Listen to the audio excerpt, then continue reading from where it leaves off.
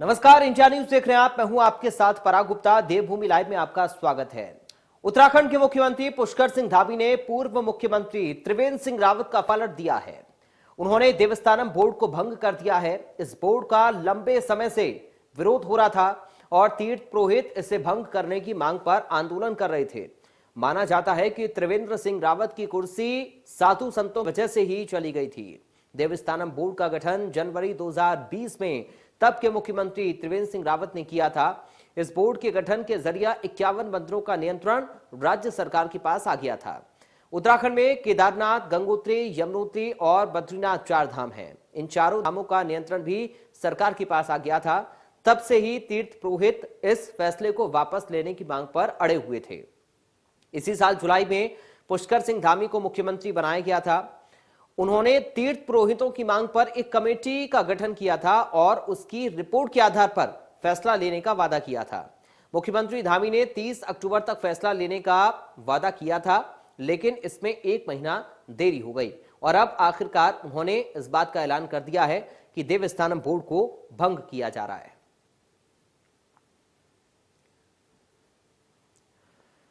तो देवस्थानम बोर्ड का फैसला त्रिवेंद्र सिंह के कार्यकाल में हुआ था और अब पुष्कर सिंह धामी के कार्यकाल में उस फैसले को पलट दिया गया है। दरअसल इस पर एक कमेटी बनाई गई थी और उस कमेटी की रिपोर्ट के आधार पर त्रिवेंद्र सिंह रावत ने जो फैसला लिया, उस फैसले को पलटते हुए पुष्कर सिंह धामी ने ये ऐलान कर दिया है कि देवस्थानम बोर्ड को भंग किया जा रहा है। ये फैसला पुष्कर सिंह धामी सरकार ने ले लिया है और साधु संतों की मांग को मान लिया है। अब साधु संतों में खुशी की लहर है, क्योंकि लगातार देवस्थानम बोर्ड को भंग करने की मांग साधु संतों की ओर से की जा रही थी और एक आंदोलन भी चलाया जा रहा था। इस आंदोलन को और भी ज्यादा बड़ा करने की तैयारी में साधु संत थे और साफ तौर पर यह कहा जा रहा था कि जब तक मांग नहीं मानी जाएगी या देवस्थानम बोर्ड को भंग नहीं किया जाएगा, तब तक विरोध इसी तरीके से जारी रहेगा। और आखिरकार अब साधु संतों की मांग के आगे सरकार झुकी और अपने फैसले को ही पलट दिया गया। त्रिवेंद्र सिंह रावत की सरकार में यह फैसला लिया गया था और अब धामी सरकार में से पलटा गया है। हमारे साथ कुछ खास मेहमान जुड़ गए हैं, सीधा आपका परिचय करा दूं। नवीन ठाकुर हैं बीजेपी से प्रदेश प्रवक्ता। नवीन जी, आपका स्वागत है। मनोज रावत हैं विधायक कांग्रेस पार्टी से। मनोज रावत जी, आपका स्वागत है। और आम आदमी पार्टी से प्रदेश प्रवक्ता रविंद्र आनंद हमारे साथ मौजूद हैं, आपका स्वागत है। हमारे ब्यूरो चीफ हमारे साथ इस वक्त मौजूद हैं डॉक्टर प्रवीण। डॉक्टर प्रवीण, सबसे पहले आपके पास में आ रहा हूं और समझना चाह रहा हूं इस पूरे फैसले को। देखिए, निश्चित तौर पर चूंकि 2022 में चुनाव है और 2022 चुनाव को लेकर सरकार पूरी तरह से मुस्तैद है इस बात को लेकर कि कोई कमी ना रह जाए। और इन्हीं बातों को लेकर तमाम पिछले दिनों मंथन भी हुई कि क्या किया जाए इस मुद्दे को लेकर, क्योंकि तीर्थ पुरोहित समाज जो है वो पूरी तरह सड़क पे उतर आए थे और उन्होंने यहाँ तक की धमकी दे दी थी कि जो प्रधानमंत्री का कार्यक्रम है, यहाँ पे रैली है, उसका भी विरोध किया जाएगा। साथ ही विपक्ष इस मुद्दे को जिस तरह से उठा रहा था, खास करके कांग्रेस की बात करें, आम आदमी पार्टी की बात करें, जितने भी विपक्ष में पार्टियां हैं, ये तमाम पार्टियां ये कह रही थी कि हमारी सरकार जैसे ही आएगी, हम पहले कैबिनेट में हम इसको भंग कर देंगे, इस कैबिनेट जो त्रिवेंद्र सरकार के फैसले को। तो सरकार बैकफुट पे थी और कहीं ना कहीं 2022 का चुनाव जो सामने है उसको लेकर भी सरकार बैकफुट पे आई और यू टर्न करने पर मजबूर हो गई। ठीक है नवीन ठाकुर जी, अगर ये फैसला लेना ही था तो इससे पहले ले लिया होता, इतनी देरी क्यों की सर? देखिए पराग जी, किसी भी बड़े फैसले को लेने से पहले सब पक्षों से बात करने पड़ती है। हमने पुष्कर सिंह धामी जी ने जैसे ही जो है शपथ ग्रहण की, उन्होंने सभी से बात की और तुरंत एक हाई पावर कमेटी का गठन किया। मनोज कांत ध्यान जी के नेतृत्व में हाई पावर कमेटी गठित की गई। दूसरे पक्ष को भी जो है उसमें से चारों धामों से 2-2 प्रतिनिधि उसमें शामिल किए गए। उनकी कई दौर की वार्ता हुई। पहले दौर का निष्कर्ष जो निकला उसकी एक रिपोर्ट सरकार को सौंप दी गई और उस रिपोर्ट के बाद मुख्यमंत्री जी ने कहा था कि एक और दूसरी रिपोर्ट आएगी और 30 नवंबर तक हम इस पर जो है फैसला ले लेंगे। 25 नवंबर को दूसरी रिपोर्ट आई और उस पर जो है आज पुष्कर सिंह धामी जी ने फैसला ले लिया। सभी लोग हमारे अपने हैं, पंडा पुरोहित, हक हकूकदारी, सबसे हमारा जो है नाता है जी। और हमने उनकी भावनाओं का ख्याल रखते हुए बड़े मन से इस फैसले को वापस लिया। ठीक है मनोज रावत जी, आपके यहाँ से तो अब मुद्दा चला गया। आप लोग कह रहे थे कि हमारी सरकार बनवाई और हम देखिए कैसे इस बोर्ड को भंग करेंगे। अब तो बीजेपी ने ही भंग कर दिया, अब आप क्या करेंगे सर? मनोज जी। देखिए, ये तो औंधे मुंह गिरने वाली बात हो गई। बड़ा मुझे तो हंसी और तरस उन मंत्रियों पर आ रहा है, माननीय मंत्री जो धर्मस्व मंत्री हैं सतपाल महाराज जी, वो वही इस बिल को लाए थे विधानसभा। देखिए, बिल विधानसभा में बनता है, कानून विधानसभा में बनता है, और बाहर जो ये सब हो रहा था, ये दिखावा था, छलावा था। सरकार के पास बहुत मौके थे, जो अभी भाई नवीन ठाकुर साहब कह रहे हैं कि सोच समझ कर निर्णय लिया जाता है। जिस दिन ये बिल कैबिनेट में पास हुआ इनिशिएट करने के लिए, उस दिन भी इसका विरोध हुआ था। सड़क से बाहर भी विरोध किया था हम लोगों ने, और सड़क के अंदर भी हमने विरोध किया था तो वो उस दिन भी इनके पास मौका था। सो ये बिल विधानसभा में लाया गया ये दिसंबर की बात है, 19 की बात। तो उस समय 1 घंटे की चर्चा मैंने की थी, और मुझे तरस दोनों मंत्रीगणों पे आ रहा है। माननीय सतपाल महाराज जी ने तो इनिशिएट करते हुए इसके बहुत गुण याद दिलाए थे, और पूरी फील्डिंग सजाई थी भाई वो दुनियादी ने, वो भी माननीय मंत्री हैं, उन्होंने भी बहुत फायदे गिनाए थे इन्हीं तीर्थ पुरोहितों के और इन मंदिरों के फायदे। लेकिन हमारा कष्ट क्या था, जो आप कह रहे हैं कि हमारे हाथ से मुद्दा नहीं, हमने अपनी जो पहाड़ की उत्तराखंड की विशिष्ट एक हमारा सांस्कृतिक धार्मिक मॉडल है उसको बचाया है, जिसमें हक हकूकधारी हैं। और हक हकूकधारियों की डेफिनेशन अगर आपको समझनी है, पूरे देश से नाता है इन हकूकधारियों का। केरल का नमुद्रीपाद ब्राह्मण यहाँ रावल बद्रीनाथ है, और वीरशैव लिंगायत केदारनाथ में आंध्र प्रदेश, कर्नाटका, मध्य प्रदेश और इन 4-5 राज्यों से आने वाले जो वीरशैव लिंगायत संप्रदाय के केदारनाथ के रावल होते हैं। यहाँ पर हक हकूकधारियों में तीर्थ पुरोहित भी हैं, ब्राह्मण भी हैं, तो राजपूत भी यहाँ पर हक हकूकधारी हैं। तो एक हमने अपनी विशिष्ट परंपरा को बचाया है। ठीक है। और सरकार, देखिए ये बात तो तय है, सरकार को लग रहा था कि सरकार जाने वाली है आवत जावत की बेला में। और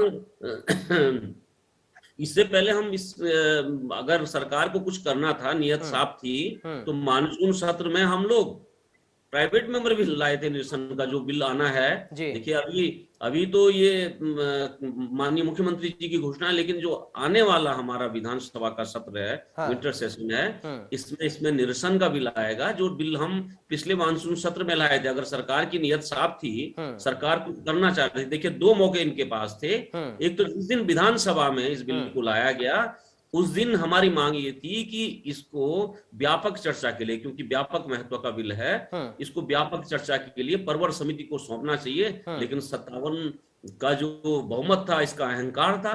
उस दिन सारे मंत्री, सारे विधायक जो फायदे गिनाएंगे, वो सब इसका नुकसान। चलिए, इस पर मैं जवाब नवीन जी से लूंगा, लेकिन उससे पहले रविंद्र अनंत जी, मैं आपसे समझना चाह रहा हूं कि जो मनोज जी जिक्र कर रहे हैं कि हमने प्रदेश की संस्कृति को बचा लिया है, यही असल है, या फिर असल मुद्दा वो पॉलिटिकल एजेंडा था जो कि विपक्ष के हाथ से अब छिन गया है? रविंद्र जी। जी, मेरी आवाज आ रही है आप तक? जी सर, आपकी आवाज आ रही है, आप अपनी बात रख सकते हैं। जी, एक बार सवाल दोहरा दीजिए। रविंद्र जी, सवाल मेरा वही है, मनोज जी जिस बात का जिक्र कर रहे हैं कि हमने प्रदेश की संस्कृति को बचा लिया है, और प्रदेश की जो एक परंपरा थी, यहाँ पर धार्मिक जो संस्कृति थी, उसको बचाया गया है इस बोर्ड को भंग करने के बाद, क्या यही असल बात है, या फिर कोई पॉलिटिकल एजेंडा ऐसा था जो कि विपक्ष उसको कैच करने की कोशिश कर रहा था और बीजेपी ने निकाल दिया विपक्ष के हाथ से? देखिए, ऐसा है कि ये जो पूरा मुद्दा है ना जी, ये जो पूरी अभी मैं नवीन भाई की भी बात सुन रहा था, तो इस पर ये कह सकते हैं कि पूरा जो मुद्दा है, ये हक जो हकूकदारी थे उन पर थोपा गया है। कोई इसमें बड़ा फैसला नहीं है। अभी मैं जैसे नवीन भाई को सुन रहा था कि बहुत बड़ा फैसला है। अरे भाई, तुम्हारे ही पूर्व मुख्यमंत्री जो त्रिवेंद्र सिंह रावत थे, उन्होंने ये थोपा गया चीज है, और कहीं ना कहीं थोपी हुई चीज को वापस लेने में कौन सी बड़ी बात है भाई? ये तो होना ही चाहिए था। और हम एक बात का हम खुशी है हमें कि आज जो हमारे ब्राह्मण समाज है, उनको उनकी मांग पूरी होगी। और कहीं ना कहीं इस तानाशाही सरकार को झुकना पड़ा, जिस प्रकार से 3 बिल पर भी केंद्र सरकार को झुकना पड़ा, और अब इस मामले पर भी सरकार को झुकना पड़ा है। तो ये हम ये कह सकते हैं कि ये डर है और ये डर बहुत अच्छा है। ये डर साफ दिखाई दे रहा है बीजेपी का कि बीजेपी को लगता है कि अब हम सत्ता से जाने वाले हैं। हर तरह से डैमेज कंट्रोल में जुट गई है भाजपा और कोशिश कर रही है कि कितनी सीटें बचा सकते हैं बचा लें, क्योंकि किसान हमारे खिलाफ हैं, ब्राह्मण हमारे खिलाफ हैं, जो हमारे पेंशनर हैं वो हमारे खिलाफ हैं, जितने हमारे लोग हैं, चाहे वो संविदा पर नौकरी कर रहे हैं, चाहे वो सचिवालय में नौकरी कर रहे हैं, वो हमारे खिलाफ हैं। आए दिन धरना प्रदर्शन का ये प्रदेश बनकर रह गया है उत्तराखंड। पिछले 21 सालों में सबसे बुरी स्थिति में इस समय उत्तराखंड है। 70,000 करोड़ का कर्ज। चलिए और मुद्दों पर आएंगे सर, और मुद्दों पर आएंगे और नवीन जी से जवाब भी मैं लूंगा। नवीन जी आपके पास मैं आऊंगा, लेकिन उससे पहले डॉक्टर प्रवीण आसवान समझना चाह रहा हूं कि ये जो विपक्ष बताने की कोशिश कर रहा है कि साहब हमने संस्कृति को बचाया, ये कोई बड़ा मुद्दा नहीं था, ये तो विपक्ष, ये तो बीजेपी को वापस लेना ही था क्योंकि चुनाव नजदीक आ रहे हैं। क्या असल में यही पूरी सुगबुगाहट उत्तराखंड के अंदर इस वक्त आप भी देख रहे हैं? देखिए, जो मनोज रावत बैठे हुए केदारनाथ से विधायक हैं, कांग्रेस के हैं, इन्होंने उस वक्त भी विरोध किया था। कांग्रेस ने जब बिल आया था तब भी विरोध किया था, और सिर्फ सदन के अंदर नहीं, सदन के बाहर भी विरोध किया था। और विरोध पंडा समाज के, पुरोहित समाज की तरफ से, पुरोहित समाज की तरफ से, हक हुकूकदारियों के तरफ से भी लगातार हो रहे थे। और लेकिन सरकार की कोशिश ये थी कि इसको श्राइन बोर्ड की तरह, जिस तरह से कई राज्यों में, जैसे वैष्णो देवी में या दूसरी जगह चलाया जा रहा है, उसको उसी तरह इसको चलाने की सरकार की कोशिश थी। लेकिन सरकार कहीं ना कहीं समझाने में नाकाम रही है। और इन सभी का, कांग्रेस पार्टी हो या आम आदमी पार्टी हो या फिर जो पुरोहित समाज हो, उनसे बातचीत नहीं की गई। कहीं ना कहीं इसमें कम्युनिकेशन भी गैप रहा, और यही वजह है कि ये इतना बड़ा मुद्दा बन गया और ये सरकार के लिए गले की हड्डी बनी हुई थी, जिसको आज निकालने की कोशिश की है पुष्कर सिंह धामी ने। नवीन जी, क्या कम्युनिकेशन गैप था या फिर जो तानाशाही का आरोप आप लोगों के ऊपर लग रहा है वही था, और उसकी वजह से आपको देखिए फैसला भी वापस लेना पड़ गया और आपको संतों के आगे झुकना पड़ा क्योंकि इलेक्शन भी नजदीक है? पराग जी, हम हमेशा से संतों के आगे झुकता है, और अगर अहंकार होता तो विनम्रता पूर्वक ये बिल वापस न लिया जाता। आदरणीय मनोज रावत जी बैठे हैं, आप केदारनाथ के विधायक हैं और बहुत यशस्वी विधायक हैं। आपने कहा कि भाजपा का अहंकार है। मनोज जी, अहंकार तो कांग्रेस का वो था जब बाबा रामदेव और उनके अनुयायी रामला मैदान दिल्ली में शांतिपूर्ण जो है धरना प्रदर्शन कर रहे थे, केवल शांतिपूर्ण तरीके से, और आपकी सरकार ने स्टेज पे आग लगाने का काम किया था। बाबा रामदेव के अनुयायी पर लाठीचार्ज रात के अंधेरे में घुसकर किया था, वो अहंकार था। लेकिन नवीन ठाकुर जी, जो कम्युनिकेशन गैप है, क्या इसको दूर नहीं किया जा सकता था? बातचीत के जरिए भी तो आप कोई चीज ला सकते हैं और बातचीत के जरिए ही उसको वापस कर सकते हैं, और देखिए उसका नतीजा भी रहा कि बातचीत हुई तो वापस भी हुआ। अगर बातचीत करके लाते तो हो सकता है कि कोई पहले से ही साठगांठ रहती, कोई समन्वय बन जाता साधु संतों और सरकार के बीच में, और इसको वापस ही आपको ना लेना पड़ता। पराग जी, अभी मैं मनोज भाई की 2-4 चीजों का जवाब दे रहा था, आपने बीच में फिर सवाल डाल दिया। अहंकार वो था मनोज भाई जब इंदिरा गांधी ने 8 साधुओं की हत्या, जो गौ सेवा के लिए जो आंदोलन कर रहे थे, कनाट प्लेस पर गोली मारकर जो है उनकी 8 गौ सेवकों की हत्या कर दी गई थी, साधु संतों की, वो अहंकार था। और पराग जी, आपने कहा कि बात जैसे पुष्कर सिंह धामी जी ने कमान संभाली, उन्होंने सबके साथ बात की। नवीन जी, उत्तराखंड की बात कीजिए क्योंकि ये मुद्दा उत्तराखंड से जुड़ा हुआ है। और नवीन जी लगता है बीजेपी को लेकर नहीं, कांग्रेस को लेकर ही आज बात करने के मूड में है। नहीं, मुद्दे से अब देखिए परेशानी, बी टीम भी तुरंत जो है सपोर्ट में आ गई क्योंकि दिल्ली में सरकार। अरे सर, ये बी टीम नहीं है, ये तो सर, अरे सर ब्यूरो चीफ है हमारे डॉक्टर प्रवीण। नवीन जी, बी टीम आप अपनी पार्टी का, मेरे ख्याल से डिबेट में 1-to-1 अगर एक आदमी सवाल करे तो मैं जवाब दूं, और 4-4 लोग। रविंदर आनंद जी थोड़ा सा रुक जाइए सर। रविंदर जी थोड़ा सा रुक जाइए, मैं आऊंगा आपके पास एक बार। नवीन जी कंप्लीट कर ले, उसके बाद में आ रहा हूँ। पत्रकार महोदय चारों मुझसे साथ सवाल कर रहे तो चलिए नवीन जी आप कंप्लीट करिए। नवीन जी कंप्लीट चारों की बात के, जी मैं चारों की बात के जवाब दे सकता हूं अगर आप धैर्य पूर्वक सुने। बिल्कुल, 1-to-1 मुझसे सवाल करें। बोलिए सर, बोलिए। हमने लगातार, बिल्कुल मुद्दे में बात कर रहा हूँ। 1-to-1 हमने जो है लगातार बात की और उसके सकारात्मक परिणाम आए। माननीय पुष्कर सिंह धामी जी ने तुरंत जो कमेटी का गठन किया था मनोज धामी जी के नेतृत्व में, लगातार 3 पुरोहितों से बात की, एक रिपोर्ट आई, दूसरी 25 तारीख को आई, और पुष्कर सिंह धामी जी ने कहा था 30 तारीख से पहले 30 तारीख अंतिम तिथि उन्होंने दी थी, और 30 तारीख आज 30 है, उन्होंने बिल वापस ले लिया। बहुत बड़े हृदय से, बहुत विनम्रता के साथ हमने कहा कि सबका साथ, सबका विकास और सबका विश्वास और सबका प्रयास, सबके प्रयास से, क्योंकि चारों धाम के जो है दो प्रतिनिधि भी हाई पावर कमेटी में थे, उन सब के प्रयास से जो है ये आज देवस्थानम बोर्ड बिल वापस हो गया। दिक्कत बिल वापस हो गया इससे नहीं है, दिक्कत इससे है कि विपक्ष को लग रहा था बस ये इनको अपने पंडा पुरोहितों से, हक हकूकदारियों के दिक्कतों से कोई सरोकार नहीं है, इनको तो केवल राजनीति करनी थी। अब मुद्दा हाथ से निकल गया तो बिल मछली की तरह जो है ना अपना परेशान है, मतलब निकले तब दिक्कत, ना निकले तब दिक्कत। कृषि कानून बिल को लगे थे बिल वापस होना चाहिए, बिल वापस होना चाहिए, बिल वापस हो गए तो भैया स्वागत करो ना, बड़े हृदय से स्वागत करो, धन्यवाद करो सरकार का। धन्यवाद करना छोड़ो, कम से कम दो शब्द ही बोल दो, चलो ठीक है हमने कहा था वापस हो गया। आज जो है कांग्रेस की तरफ से आदरणीय मनोज भाई बैठे हैं, इन्होंने देखा होगा 2 बयान कांग्रेस की तरफ से आए। गणेश गोदयाल जी ने लगातार बार बार कहा कांग्रेस की जीत हुई, कांग्रेस की जीत हुई। प्रीतम सिंह जी ने कहा नहीं पंडा पुरोहितों की जीत हुई। तो पहले तो कांग्रेस तय कर ले कि ये हक हकूकदारियों की जीत हुई या कांग्रेस की जीत। चलिए मनोज जी से अब जवाब ले लें। मनोज जी हमारे साथ।